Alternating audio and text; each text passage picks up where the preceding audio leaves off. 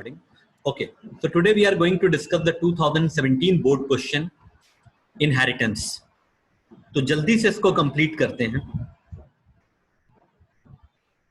Just 1 minute.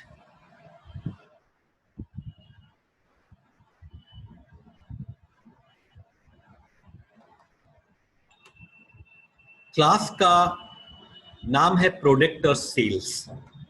तो हम sales नाम से फाइल को क्रिएट करते हैं.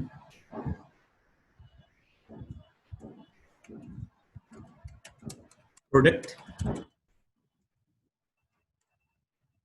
और कुछ कॉलेज के कंपैरेटिव एग्जाम्स के भी मैंने क्वेश्चन भेज दिए हैं ग्रुप में, उन्हें भी ट्राई करिए.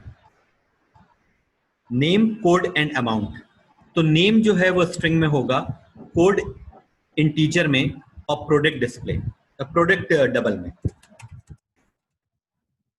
नेम, कोड, प्रोडक्ट, ये हो गया 3. Sorry, amount. ओके, अब sales amount of the product in decimal. अब इसके बाद ऑलमोस्ट सारे क्वेश्चंस में हम एक ही काम करते चले आ रहे हैं. स्ट्रिंग n, INT-C कोड के लिए और डबल P प्राइस के लिए.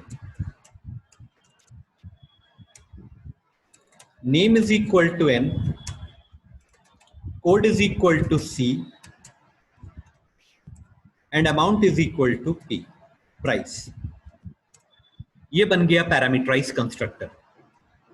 अब वाइट शो है, सारे डेटा मेंबर्स को शो करना है. क्या क्या चीजें? Name, code and amount.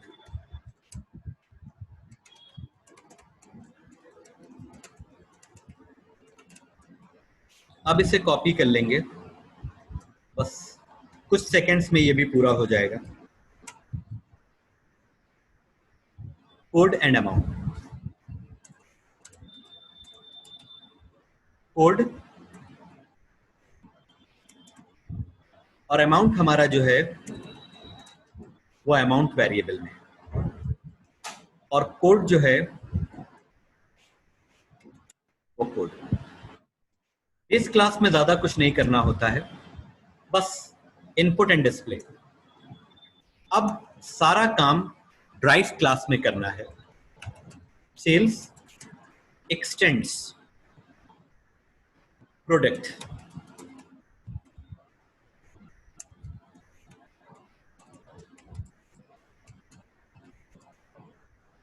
Okay, अब इसके अपने भी कुछ डेटा मेंबर्स हैं.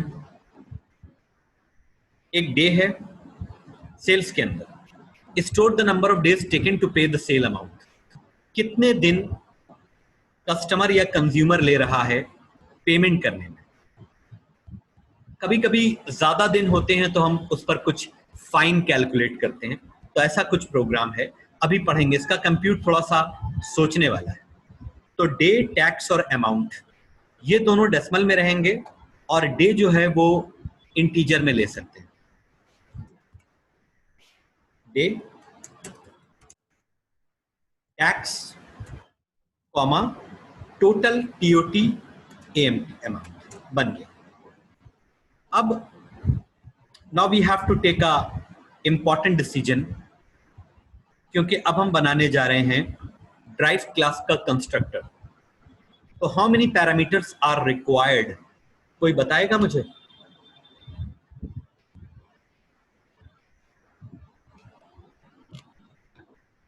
यहां पे पैरामीटर्स नहीं दिए हैं. 4. तो हमें ये देखना होता है कि टोटल कितने इनपुट वेरिएबल्स हैं. इनपुट का मतलब है कि जिनमें वैल्यूज हम यूजर से इनपुट कराते हैं या करा सकते हैं. How many main variables are there? यहां पर 3 वेरिएबल्स हैं. इनमें तो हमको वैल्यू चाहिए, तो ठीक है. और नीचे अगर हम आए तो एक चाहिए है डे. टैक्स और टोटल अमाउंट के लिए यहां पर देखो फॉर्मूला दिया.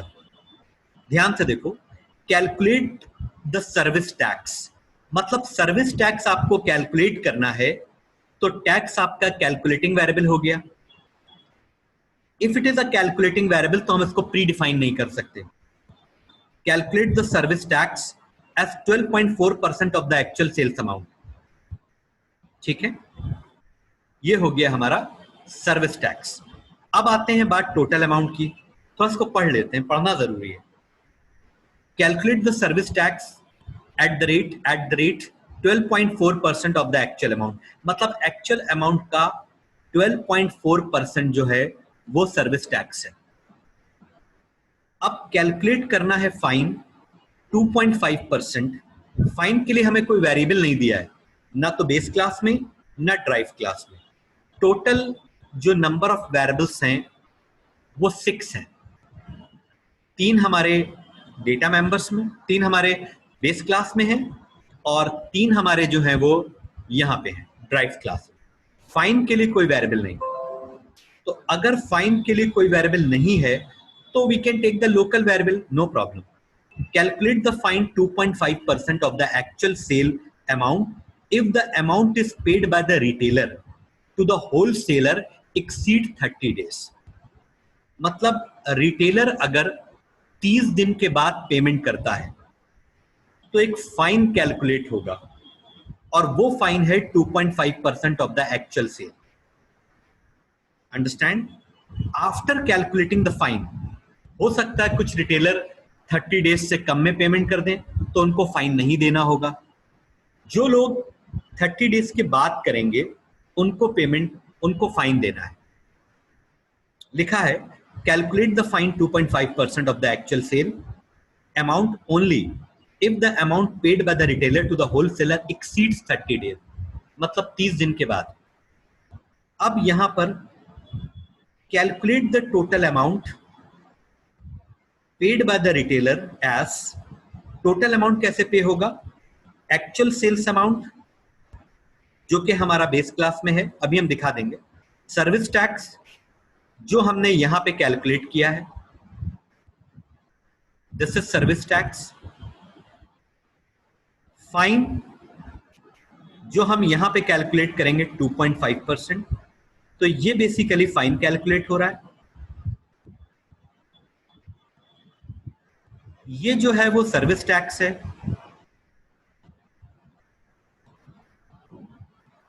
दो चीजें हो गई। अब आता है एक्चुअल सेल्स अमाउंट। तो एक्चुअल सेल्स अमाउंट हमारा जो है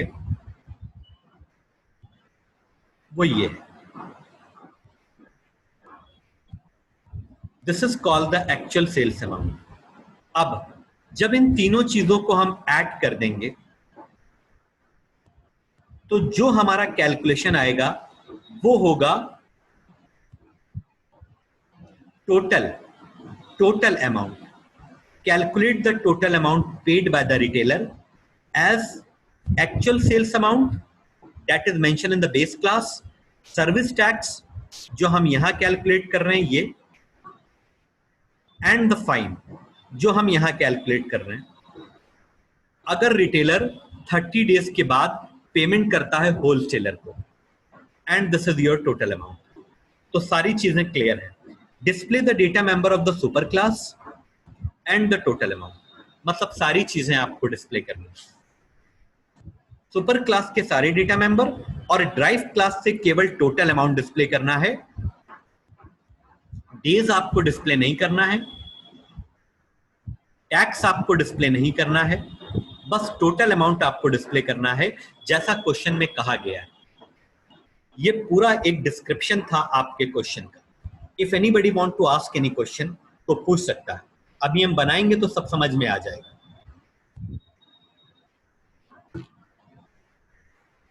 तो इनिशिएट करने के लिए टैक्स और टोटल अमाउंट ये दोनों ही आपके कैलकुलेटिंग वेरिएबल्स हैं। एक कैलकुलेशन यहां हो रहा है, दूसरा कैलकुलेशन नीचे हो रहा है, तो इन दोनों के लिए हमें पैरामीटर की जरूरत नहीं पड़ेगी। Understand? This is clear to all of you? Tell me. Yes sir. किसी को कुछ पूछना है? अब यहां पर हम लोग स्टार्ट कर रहे हैं। तो sales is a basically parameterized constructor of the drive class.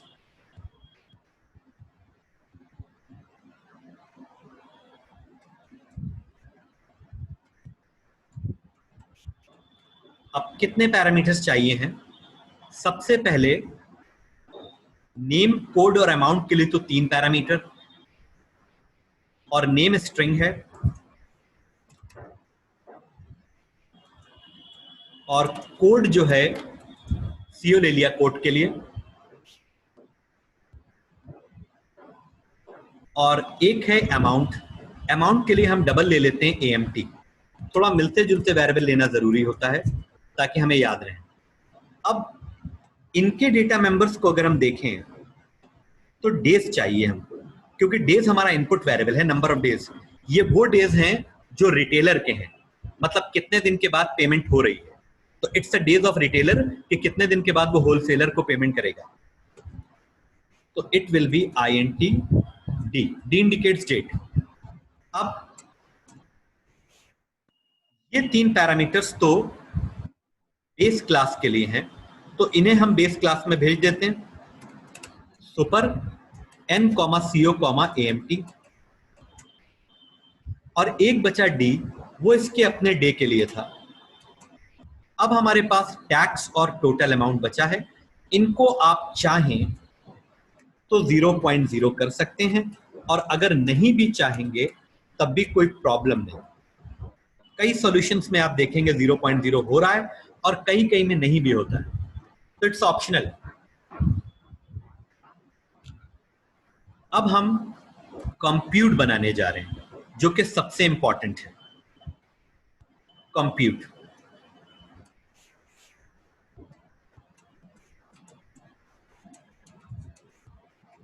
सबसे पहले हमें क्या कैलकुलेट करना? Service tax. सर्विस टैक्स के लिए आपको वेरिएबल ऑलरेडी दे रखा है टैक्स, इसी को यूटिलाइज करेंगे। Calculate the service tax as 12.4% of the actual sales amount. और बता दें आपको कि एक्चुअल सेल्स अमाउंट कहां है। एक्चुअल सेल्स अमाउंट ये है, amount, this is your actual sales amount, ये। ओके, अब वापस नीचे आ रहे हैं। टैक्स है 12.4% of the actual sales amount. तो कहीं पर अगर हम गलत हो तो बताइएगा। Tax is equal to 12.4 divided by 100 into amount. ये हो गया आपका टैक्स। अब टैक्स के बाद में calculate the fine, 2.5% of actual sales amount if the amount paid by the retailer is exceed 30 days। तो एक कंडीशन दे देते हैं, अगर डे ग्रेटर देन 30 हो गए तो हम फाइन कैलकुलेट करेंगे। तो फाइन के लिए यहां पर एक डबल टाइप वेरिएबल ले लेते हैं, fine, that will be 0.0। Okay, बहुत ध्यान से देखना, अगर डेज ग्रेटर देन 30 है then fine will be calculated. और फाइन का भी फॉर्मूला दिया हुआ है। क्या फॉर्मूला दिया हुआ है?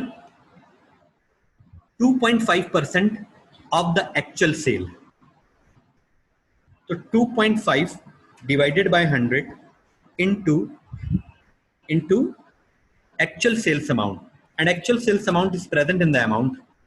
अच्छा, अब इसके बाद में हमको टोटल अमाउंट कैलकुलेट करना है। Calculate the total amount paid by the retailer. Okay, तो TOT AMT, this is a drive class variable, drive class data member.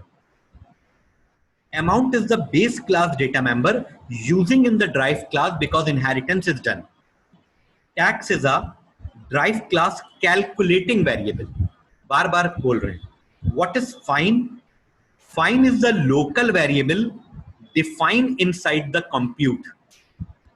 ये हमारा लोकल वेरिएबल है, क्योंकि डेटा मेंबर में गिवन नहीं था तो कैलकुलेशन के लिए हमने लोकल वेरिएबल ले लिया।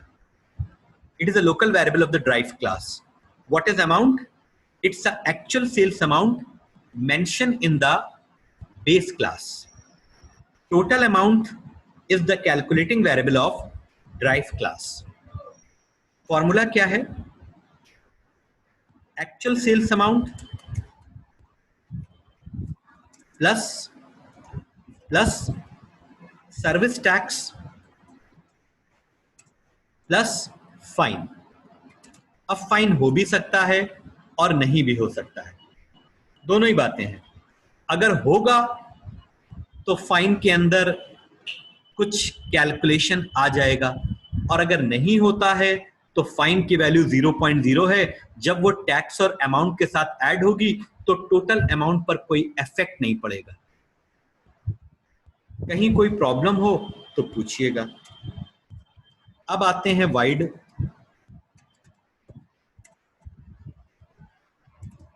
शो ही है ना लास्ट में। Display the data member of super class. इसने सब कुछ बहुत कायदे से लिख दिया है। तो सुपर क्लास के डेटा मेंबर शो कीजिए। तो सुपर क्लास के डेटा मेंबर को शो करने के लिए we have to call the show of super class. ये वाला फंक्शन हमें कॉल करना होगा, क्योंकि इसी के अंदर सुपर क्लास के डेटा मेंबर डिस्प्ले हो रहे हैं। तो how to call this function?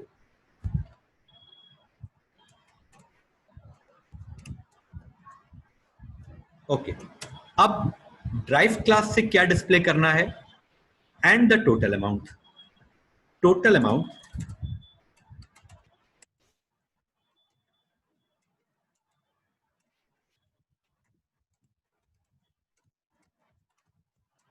Amount है हमारा टीओटी एएमटी। एक्चुअली रन करने से सारी चीजें क्लियर हो जाती हैं। अब public static void main string args drive class का ऑब्जेक्ट क्रिएट किया जाएगा। तो ड्राइव क्लास का नाम क्या है? Sales OBJ is equal to new sales. अब यहां पर 4 पैरामीटर्स हमको पास करने हैं। Name, code, amount and days. Days कौन से? रिटेलर के वाले डेज। अमाउंट जो रिटेलर को पे करना है होलसेलर को। रिटेलर वो होता है जो होलसेलर से कुछ सामान लेता है, मे बी कि वो क्रेडिट पे ले रहा हो तो बाद में पेमेंट करता है। तो पेमेंट करने के लिए होलसेलर रिटेलर को एक टाइम पीरियड देता है कि आपको 15 दिन में पे करना है या 20 दिन में पे करना है। अगर आप इसके ऊपर पे करते हैं देन यू हैव टू पे सम फाइन। वही प्रोग्राम। तो अब यहां पर नाम लिया हमने सीमाप comma, it's a name of retailer, और उसके बाद में कोड है। हर रिटेलर का एक कोड होता है, because so many retailers are there. हम एक बड़े बिजनेसमैन हैं तो हमारे बहुत से रिटेलर्स होंगे, उनको हमने कोड दे रखा है। अमाउंट ले लिया हमने 10,000 और नंबर ऑफ डेज दे देते हैं हम 32, यानी 32 दिन के बाद ये पेमेंट कर रहे हैं तो इनके ऊपर डेफिनेटली फाइन लगेगा। अच्छा, कौन सी चीज इसमें डबल में है? अमाउंट डबल में था तो 10,000.0 अगर दे दें तो ज्यादा बेटर है, और अगर नहीं भी देंगे तब भी वो स्टोर हो जाएगा, क्योंकि डबल इंटीजर को सपोर्ट कर लेता है लेकिन इंटीजर डबल को सपोर्ट नहीं करता। ठीक है, due to some implicit and explicit type conversion. अब यहां पर कौन सा फंक्शन कॉल किया जाएगा? कंप्यूट कॉल करेंगे, फिर शो कॉल करेंगे। तो OBJ dot compute then OBJ dot show. वैसे तो कोई एरर होनी नहीं चाहिए, लेकिन अगर है तो I am ready for that. एक ब्रैकेट की मिस्टेक थी, ज्यादा लग गया था। Now that's absolutely fine, no problem. Clear? अब आप इसको रन कर लीजिए। रन करना से एक रिजल्ट सामने आ जाएगा। क्या रिजल्ट आएगा? Name, code and amount, and after that total amount. There are 2 amounts actually. एक वो अमाउंट है जो रिटेलर होलसेलर को दे रहा है, और एक वो अमाउंट है जो कि टोटल अमाउंट बन रहा है। टोटल अमाउंट में फाइन, टैक्सेस सब इंक्लूडेड है। ये फॉर्मूला दिया हुआ है, amount plus tax plus fine, ये सब मिला करके जो अमाउंट बन रहा है वो टोटल अमाउंट। मैंने बहुत आराम से इस क्वेश्चन को आपको समझा दिया। सेल्स पे राइट क्लिक एंड वाइड मेन से execution. This is actually the result. Actually amount थोड़ा सा इसलिए बढ़ा है क्योंकि इसमें टैक्स और फाइन दोनों इंक्लूड हुए, इसलिए 10,000 के ऊपर उसको देना पड़ रहा है कुछ 1490 रुपीज एक्स्ट्रा.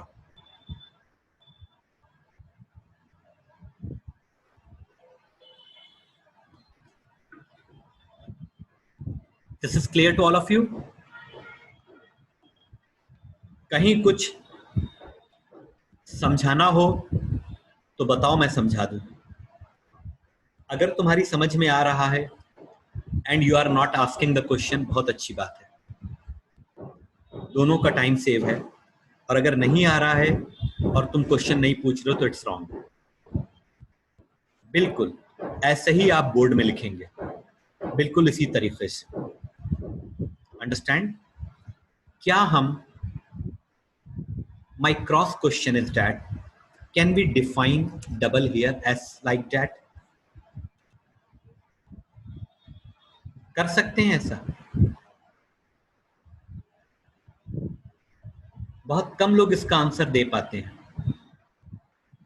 क्या डबल को यहां पे डिफाइन कर सकते हैं? Yes sir. like that. नहीं, ऐसा कर सकते हैं. कर सकते हैं, कर सकते हैं. Yes sir. आंसर देने की आदत डालिए.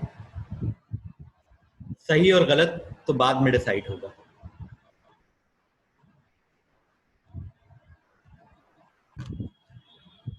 तो कुछ लोग कह रहे हैं कर सकते हैं, वो लोग कह रहे हैं जो आंसर देते हैं.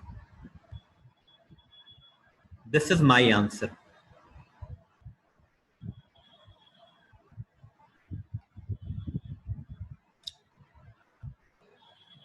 नहीं कर सकते भैया.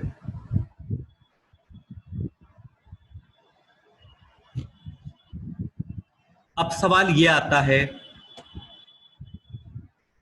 कि क्यों नहीं कर सकते.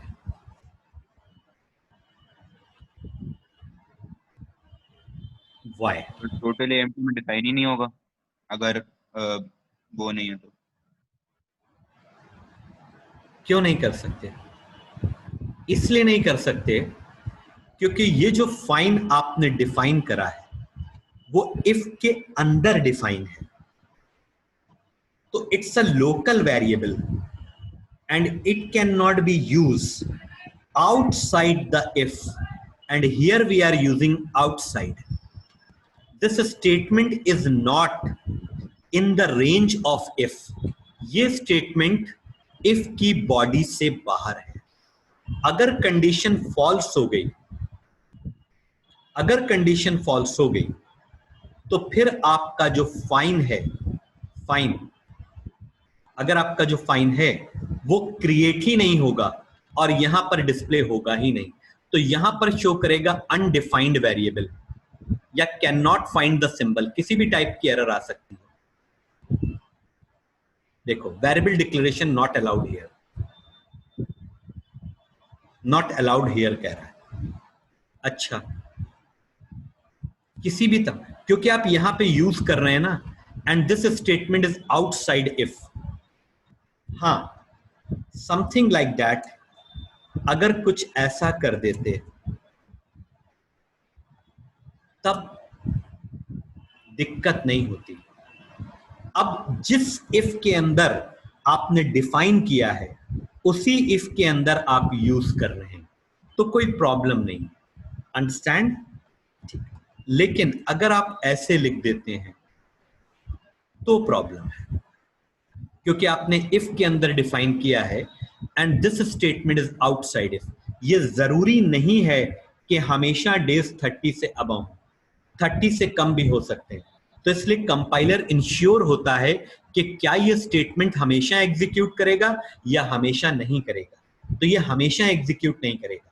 मान लो डेज कम होते हैं तो उस केस में ये कंडीशन फॉल्स हो जाएगी. फिर फाइन अनडिफाइंड वेरिएबल हो गया, क्योंकि जब कंडीशन ट्रू नहीं हुई तो फाइन क्रिएट नहीं हुआ. ऑल राइट, तो it's better you define outside. इसलिए मैंने सोचा आप लोग इस बारे में ना सोच पाए, इसलिए हम बताए दे रहे हैं। No it's fine. अब कोई एरर, कोई कंफ्यूजन नहीं, ठीक है। अक्सर आप लोग फॉर के केस में वेरिएबल डिफाइन करते हैं ऐसे, थोड़ा सा अलग हट के बात कर रहे हैं, ठीक है। और आपने एक ब्रैकेट यहां पे लगा दिया और यहां पर आप यूज करते हैं, तो यहां तो कोई प्रॉब्लम नहीं है। लेकिन अगर आप इसी स्टेटमेंट को कॉपी करके यहां पेस्ट कर दें, then it's a problem. This problem is called scope of variable. ये लास्ट ईयर है, क्लास 12। तो जितनी प्रोग्रामिंग हम आपको सिखा सकते थे from the class 10th to 12th, मैंने अपनी तरफ से पूरी कोशिश की। अब इस फाउंडेशन के साथ जितना मैंने आपको दिया, अब आप आगे कोई भी प्लान करते हैं, आपको प्रोग्रामिंग में प्रॉब्लम नहीं होगी। कुछ भी आप प्लान करते हैं वो आपके फ्यूचर प्लान पे डिपेंड करेगा, like BTech, MTech, BCA, MCA, IT, कुछ भी अगर आप करते हैं, सॉफ्टवेयर डेवलपमेंट, कहीं भी आप जाना चाहते हैं जिसमें प्रोग्रामिंग इन्वॉल्व है, तो दिस इज माय गारंटी कि आपको प्रोग्रामिंग से रिलेटेड प्रॉब्लम नहीं होगी। बाकी आपको और टीचर्स मिलेंगे, वो आपको बताएंगे, लेकिन बेस आपका बहुत स्ट्रांग है। तो अब क्या है कि ये INTI जो हमने डिफाइन किया है वो फॉर के अंदर है। तो फॉर के अंदर है तो यहां तो यूज हो जाएगा, but this statement is written outside the for body, तो यहां पे नहीं हो पाएगा। तो it's a basically problem of local और ग्लोबल स्कोप ऑफ वेरिएबल। तो इट्स बेटर कि आप बाहर डिफाइन करें, तो कोई प्रॉब्लम नहीं।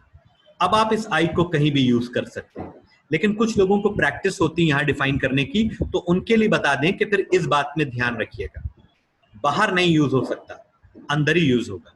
अंडरस्टैंड? कई ऐसी सिचुएशंस होती हैं जहां पर हमें लास्ट वैल्यू को आगे यूज करना पड़ता है। Okay, anyways, this is all about the discussion of this question. इसमें किसी को कोई डाउट है? Anybody want to ask any question? अब अगर तुम लोग क्वेश्चन कर लेते हो इनहेरिटेंस के, तो हम नेक्स्ट टॉपिक की तरफ मूव करें, जो कि एब्स्ट्रैक्ट क्लास और इंटरफेस है। और अगर कहो तो एक दो क्वेश्चंस और करवा दें, देख लो आराम से। Anybody want to ask any question? कोई पूछना चाहता है? प्रखर, अब्दुल समद, अभिषेक सिंह? क्लियर है सर। गुड। अब इनको हम इनपुट इसलिए नहीं कराते हैं क्योंकि एग्जाम में आपको मेन बनाना ही नहीं, आपको सिर्फ इतना बनाना है। एक क्वेश्चन हम ऐसा कराना चाह रहे हैं जिसमें हम बेस ना बनाएं, ठीक है? तो वो अब हम नेक्स्ट क्लास में आपको एक करा देंगे और उसी के बाद एब्स्ट्रैक्ट क्लास स्टार्ट कर देंगे। आज कुछ रिक्वेस्ट आई थी कि कुछ उन लोगों का कुछ है कुछ, इसलिए कुछ लोगों ने ज्वाइन नहीं किया, तो इसलिए new topic I can not start today, but next day after tomorrow or the next working day we will start. So I am just sending in your group, इतना ही आपको बनाना है। एक ब्रैकेट और क्लोज कर दीजिएगा लास्ट में, this is a bracket of drive class. इतना ही आपको एग्जाम में बनाना है। 2017 बोर्ड क्वेश्चन कई लोग मुझे भेज रहे हैं, तो मैं उनकी गलतियां बता देता हूं। अगर आपने किया है तो भेजिए। पहले बोर्ड के क्वेश्चंस कवर कर लीजिए, फिर कंपैरेटिव वाले कवर कर लीजिए, फिर उसके बाद मेरे भी कवर करिएगा। 2017 board question inheritance, this is pasted. Okay, तो प्रखर वो स्टार्ट हो गया क्या? बाइनरी ट्री ये सर खत्म भी हो गया। खत्म हो गया।